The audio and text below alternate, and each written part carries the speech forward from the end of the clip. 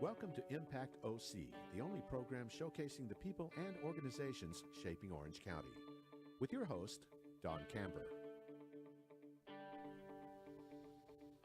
Hello, live from the OC Talk Radio studios at UCI's Beal Applied Innovation Center. I'm OC Talk Radio Public Affairs Director Don Camber with another great guest positively impacting our community. Today I welcome Girls Inc. of Orange County CEO Lucy Santana. The organization is celebrating 70 years of dedication to empowering girls and fighting for the rights of young women. Lucy has dedicated nearly 25 years to inspiring girls to be strong, smart, and bold.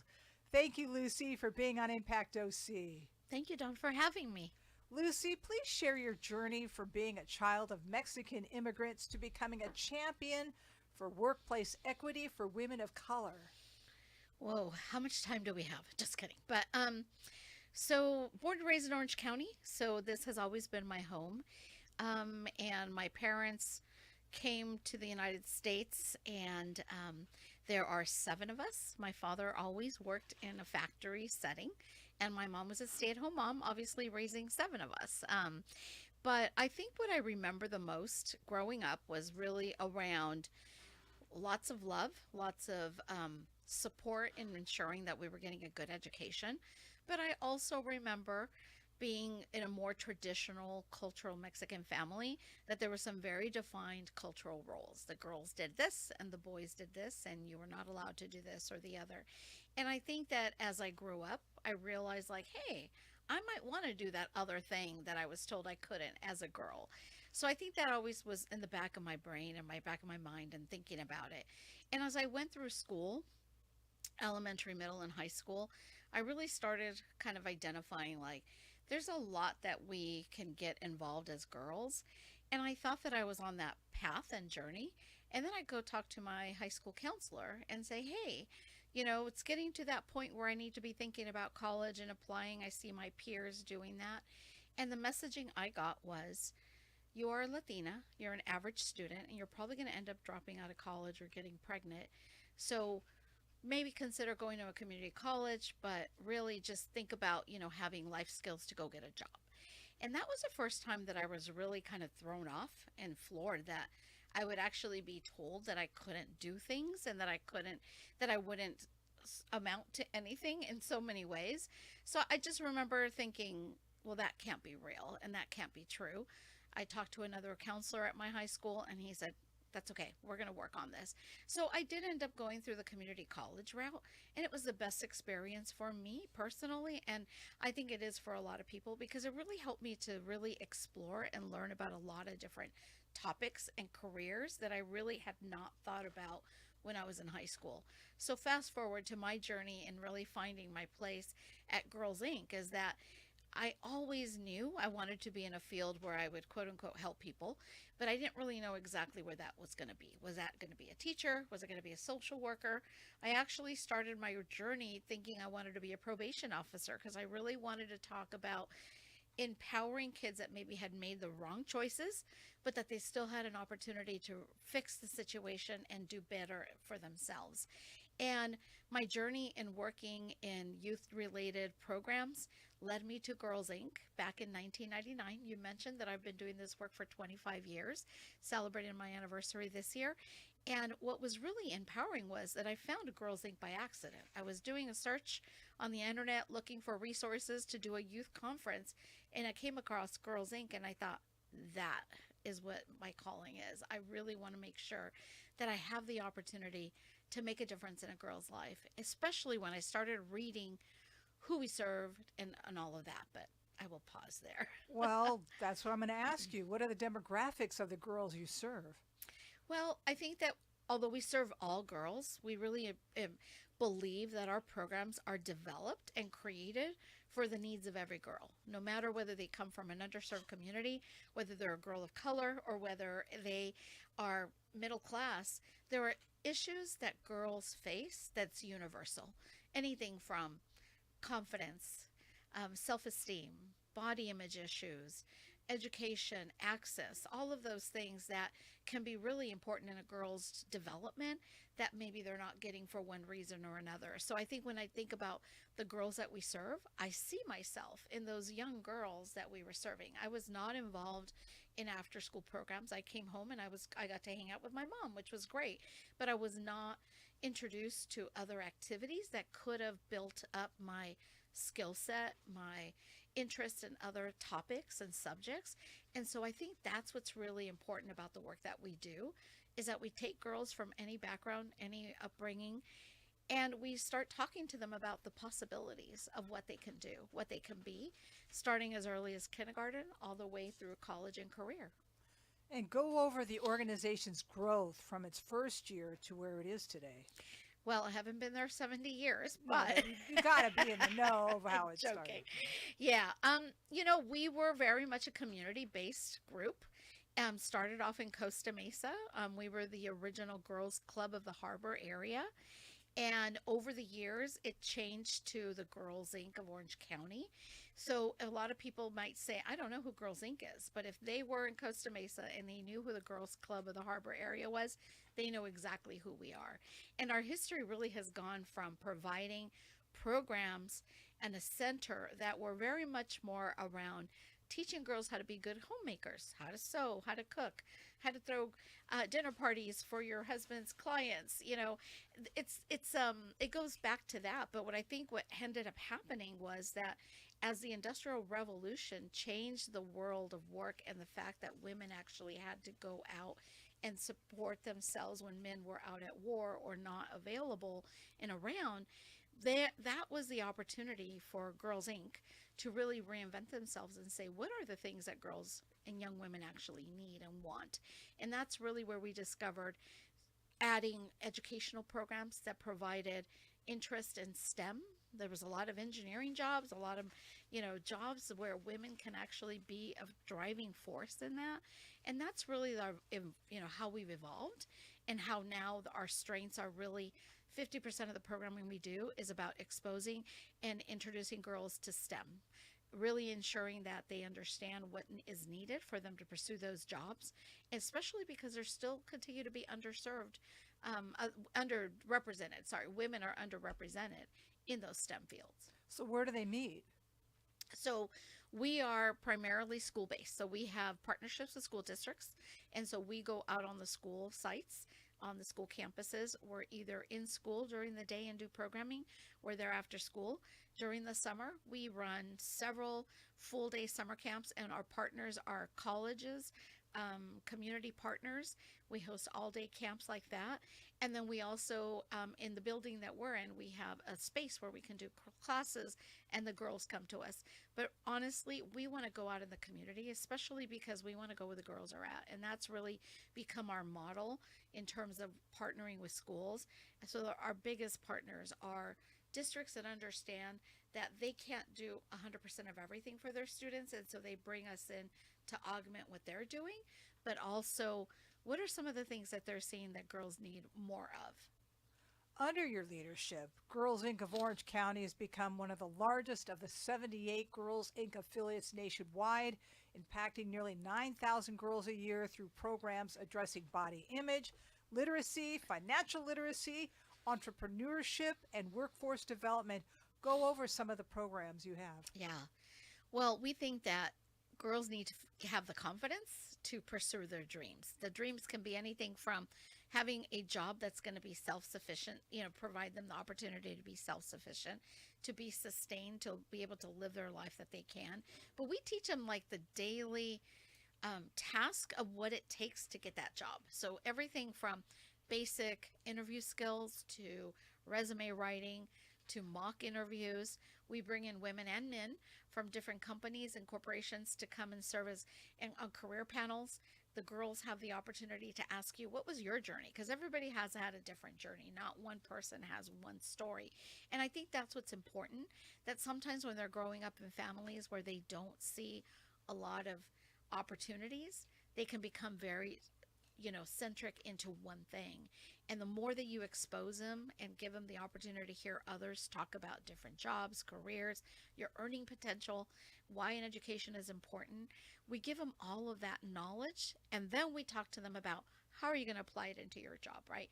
Everything is age appropriate. I talked about, we start with kindergarten, but even just exploring, what does a scientist do? What does a mathematician do? Or, we start with the basics of them knowing, like, what are the businesses that you see around you or the jobs? If you choose to do this, this is what you would need to do. So it really is a lot around exposure and access. So you're saying from a young age, children have to think about their future employment. Absolutely. Instead of being a kindergartner and playing with toys, although they really don't do that in kindergarten anymore. Not anymore. No, they don't. But you know what I mean. Yes. Oh, yeah. I mean, we always talk about adding the fun into the work that we do, because we certainly don't want a 7-year-old coming to a camp that says this is boring, right? Like, that's the last thing you want to hear. But what we do is everything is engaging. Everything is hands-on. Everything is in real time. So if they're learning about entrepreneurship, because we do have an entrepreneurship program called Smart Ups that we do during the summer, and girls learn about starting their own business. They learn how to pitch their idea of a business to sharks. We actually have our version of a Shark Tank. So you've got like 7, 9-year-olds pitching to a panel of folks about how they want to invest in their company. So it's really fun, and it also is teaching them public speaking skills that they don't even know they're doing, how to write scripts and read them from them, but also memorization. But it's also, who teaches you how to be quick on your feet? If somebody throws you a question, how are you going to answer it, right? So even those skills that they're learning, they're not even realizing that that's going to be a skill set that's going to take them far into their future. We'll talk about Project Accelerate, which aims to increase women's influence in the workplace by 2030. Yeah. So I love that, I'm sharing with you the example of Smart Ups, where you're talking about 7 to 10-year-olds. And Project Accelerate is once girls have gone through middle school and high school, and they're getting ready to apply for college and go off into the world of work and college, it really is important that they get that, I would say, that hand up, right? So a lot of the girls that we serve, about 80% of the girls are first generation college students. That means that nobody in their family has ever gone to college. The process of applying for college, applying for financial aid, maybe loans, or trying to figure out how you're going to fund your education is so brand new that it can be so scary. And if a family hasn't gone through that process, they need support. So we walk young women through that process, help them get accepted into the college of their choice. We help them by paying for application fees so that that's not a barrier to them applying to maybe some of their top colleges. Once they get into college, then we're saying, you need mentors. We want to help you find mentors. So we partner with companies throughout Orange County and women and men that want to be volunteers of the organization. But these women say, I want to mentor a young woman because I remember being in college and being scared out of my mind that I didn't know what was my next step. So Project Accelerate really is that. It helps to aim that, accelerate their process through college as they're thinking about what classes they're taking. They're also already thinking about what careers they want to pursue. And the additional step on that is, what jobs can we get them into that are going to help them be into leadership roles once they graduate? So rather than, I've graduated, now what do I do? It's already getting them into the workplace, either through mentorships or internships, and paid internships is critical because, again, some of these girls are funding their own education or supporting themselves. And so we want to make sure that they understand what being a leader is, from being responsible and showing up to work, but also how can you be in a role where you're making decisions at a younger age than waiting until you're, in your 30s. Are there girls that have been in the program from kindergarten, they stay all the way till they're no longer age appropriate? Yeah, we have several women that have come back to actually volunteer. So we actually have, since Girls Inc. is part of a national network, we actually do have a Girls Inc. alumna platform where we try to stay connected to them. Here in Orange County, We've had many of our young women come back and volunteer. Recently, we saw a couple of women that came to our luncheon and were there to support the girls that are still in middle school and high school. But they come back and they volunteer as college writing essay mentors because they remember how scary that process was. They come back and now serve on career panels. We have a young woman who is on our board of directors who actually went through our programs, went off to college, came back, and now works for Deloitte and is on our board of directors and now is a donor, a volunteer. And, so we see those stories come back to us. We have a young woman who, through our Project Accelerate program, received an internship at Boeing. And so now they've brought her back every summer to do to work with them. And so now she's already on a trajectory. When she finishes her engineering degree, she's already got a job waiting for her. Can you talk us through what it's like to go through the different ages in Girls Inc., starting from kindergarten? Yep. So kindergarten through probably fifth grade, we're offering programs that are hands-on STEM. So it's about building rockets or learning how to propel something, and they get to use it and they do it in an experiential way so that they see that. But they're also talking about the environment. They're learning about different things and how to apply it and how they can be good citizens. They go into early leadership. What does it mean to be a good friend? And how can you be a leader if you see somebody else being bullied? What would your role be? How do you speak up for that person who doesn't have a voice? And using the phrase helping girls find their voice is really important to us because we want them to learn how do they speak up for themselves, but how do they speak up for others? And even though we're not saying what you're learning is about this, but it's a really social justice at its best, right? Helping them understand how they can support each other. Middle school, it's all around staying motivated to stay in school, learning how to appreciate themselves, their bodies, and their relationships. Lots of girl drama sometimes, which can be avoided if they learn good communication skills. But also, how do you deal with difficult situations? That's also something that we know is not going to go away. And then as we get into college, we do college and career readiness programming. So we're teaching them about the workforce. We're teaching them how to get into college. We also have a program called Passport to College. So every summer we take girls on field trips to different college campuses. A lot of our girls come from very limited means. And so the parents don't have that luxury of saying, hey, let's go do on a college tour and let's go visit colleges. So we really pay the transportation, the cost of taking them to go see UCLA, USC. I mean, these are schools that are not far from Orange County, but yet they seem so out of reach for these young girls. And recently, if I can share a story, we just had our college bound luncheon and our keynote speaker talked about when she was 7 and her and her mom were driving by a university, and she said to her mom, wow, I would love to go there someday. And her mom, was like, don't set your goals too high because that's a place that people like us don't go. Well, what did that mean, right? But she was so adamant that she was going to go where she needed to go and wanted to do. And her mom thankfully got her involved at Girls Inc. in a very young age. And as she went through the programs, she learned that no is not a final answer. No is just for now. And how do you continue to move forward?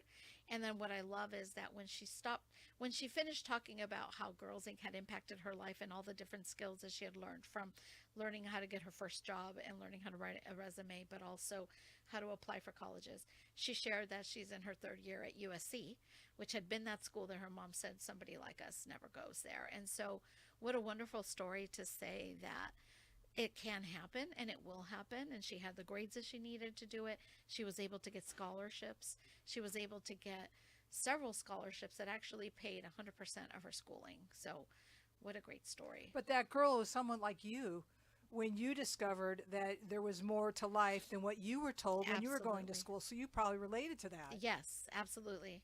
Because I feel like unless you let people create limitations on yourself, you're not going to think that there's more for you, right? And I had to learn, it took me longer to learn that, right? Like I had to get out of my mind and not have that imposter syndrome of like, maybe I'm not college material. Maybe I'm not going to do well, right? And had somebody at the age of 17 told me that I would have the amazing opportunity to be the CEO of this great organization, I would have laughed and I would have never believed it, because that was not my original goal. I really worked hard at just wanting to be somebody who would create change in somebody's life and in my community. And I think that what I learned along the way is that hard work, dedication, and a lot of blood, sweat, and tears gets you to your goals. And so I think that for those of us that have learned that, we want to make that path just a little bit easier for the other girls and women coming behind us, right? It really is around how do we uplift others? And I think that's what Girls Inc. is all about. It's, our mission is about empowering girls to be strong, smart, and bold. We all have that definition of how we've had to do any of those three in our life, right? At what moment did I have to just be really strong? Or I had to just say, I'm really scared, but I'm going to be bold and I'm going to take the leap. Risk taking is an important piece that we should not just let go on the wayside. You can learn a lot from taking a risk. So do the girls remain focused from the moment they're in Girls Inc. to the moment that they're no longer part of the program? Yeah, and what our goal is that they will always be part of the program, right? Because they can come back as an alumni, and our alumni platform actually continues to provide educational opportunities. We have young women or women in their 20s and 30s that come back, and we offer workshops, virtual workshops. Let's say somebody from an financial institution comes back and says, we're going to do a workshop on how to ensure that you are prepared for retirement, right? Everybody thinks at 20 you don't need to be thinking about that, but now it's so important to be talking about that. So these young women can come and be part of that, because now they're going to be part of Girls Inc. forever. But absolutely, we carry them through all those different phases of their lives. And what I mean by carrying them through, it's just guiding them, really, because they get to make the decisions. They need to be the ones that show up. When you're 13 and you have a 4-week summer program that you're part of, you're literally giving up other things to be there. So it's on us to create an environment that's fun, that's educational, and that they're going to have things that they're going to take away with, that they're going to be able to apply to their lives. Is there a cost to be part of Girls Inc.? So all of our school-based programs and all of our workshops are free of cost, because what we do is we partner with the school districts to kind of like a fee for service, and we work on having them also help us subsidize the programming. We also do fundraising. That's a big piece of my job and my team's job, is to make sure that we have the funds to offer these programs for free. Some of our summer camps have a small fee associated with them, but we never let a cost be the reason why a girl will not come to our program. How do you fundraise? We have annual fundraisers. So we have a big dinner gala that we do in April. We have a big luncheon that we do in the fall. And then we do a lot of partnerships with corporations. We have an amazing cadre of a lot of different ways. Yeah, we have a multiple of ways, because one of the things that has been very important to me all these years is that we diversify the way that we fundraise, and that we're not always dependent on one stream over the other. How do the parents react to their children being in the program? I really enjoy talking to parents, because I ask that question. Tell me how Dawn has changed over time. And time again, you hear a lot of the same things, but once in a while you hear those. But it's really around, my daughter was shy, my daughter was quiet, and after Girls Inc. I can't get her to shut up, which is a really great thing, because now she feels empowered to share her opinion, to have a voice in the conversation. And I think that that's really where we all want to be, right? That the girls are confident that they have a place at the table, that they're confident that they can be in that laboratory, that they can be a mechanical engineer, that they can be a homemaker as well, and a parent. They just learn that they have a place wherever they decide they want to be at. And they're part of this nationwide program. Absolutely. And it really is around, Girls Inc. is a movement. I feel like, that is really where we want to go, is that we want more girls in Orange County to know that they have rights, that they can find their voice, that they can really pursue things that are interesting to them. And we want to make sure that we have those opportunities all over. I mean, we're one of 78 affiliates nationally. I'm really proud that we are in the top 5. And the other is that, we offer a lot of variety of programs. Like when we work with colleges and universities to recruit interns and volunteers, they'll say, well, do you only go through the the education department. And it's like, no, we can actually take interns and volunteers from every school in a university because we're so diverse and there's a skill that we need. And those students that are college students bring a lot of interesting things to the girls because they also don't want to hear from adults all the time, right? They want to hear From their peers and younger individuals, which I think is a really great blessing. And I think that that's really where we have done. We have prepared, we have trained staff, but we also encourage more folks to get involved as volunteers to give back. And how can they help? Oh, gosh. Well, we have a variety of ways. If people want to volunteer and do hands-on with the girls, that's always something we can do. We're always looking for college writing essay volunteers to help girls kind of formulate their personal statement for those applications. We have committees. If people like to plan parties, come and join our gala committee, come and join our luncheon committee, attend our event, come and, attend our event and see what we're all about. And also, of course, talents and treasure is always really important as well. We have different ways that people can give to us, but we also have different ways that people can contribute their skill sets to Girls Inc. What have you learned from the program? I've learned that kids are really resilient. I think that kids, we don't give them a lot of credit. Halfway through my career here, I had a daughter. So I always lived vicariously through all the girls that we served. And then once I had my daughter, I realized, wow, this work is even more important than ever. Because what you learn through this journey is that everybody has a different story, but at the end of the day, they all want to be loved. They all want to be taken care of. We also need to make sure that they feel safe in the world. And because sometimes we don't know the backgrounds that they're coming from, it's creating a safe space at Girls Inc. that's going to give them the opportunity to learn and to grow. And then they can go back and understand how they can apply that to their own lives. And I feel like the more opportunities that we give girls, the world's going to be a much better place. Share the website. girlsinc-oc.org. Thank you, Girls Inc. of Orange County CEO Lucy Santana for being on Impact OC. And I thank everyone for tuning in. I'm OC Talk Radio Public Affairs Director Dawn Camber. Have an impactful day.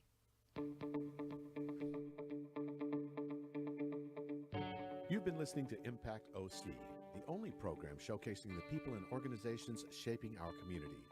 Right here on Orange County's only community radio station, OC Talk Radio.